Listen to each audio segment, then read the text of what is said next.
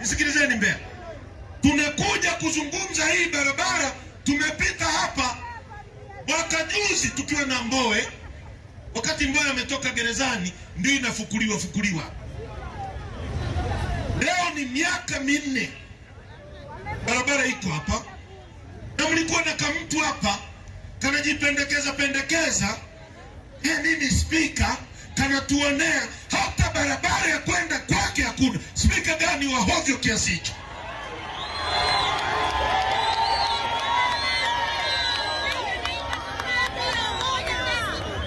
Barabara imewashinda, alafu eti mna wabunge. Hebu nisikilizeni Mbeya, juzi kwenye hiki kinachoitwa bajeti ya serikali wametenga trilioni 1. Trilioni ngapi? Eti pesa za usafiri wa viongozi wa umma, pesa za safari, shilingi trilioni ngapi?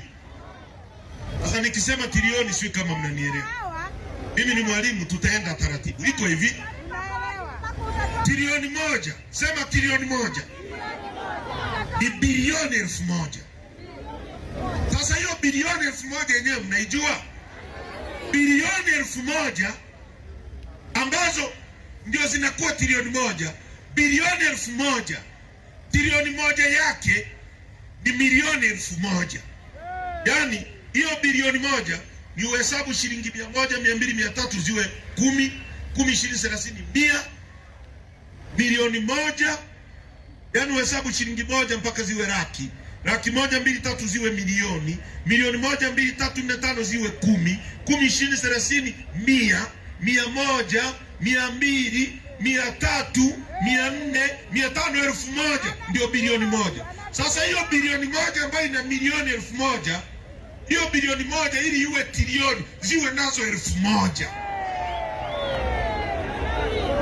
Yani sikilizeni Mbeya, nisikilizeni kwa lugha rahisi mtakayo nielewa. Kwa lugha,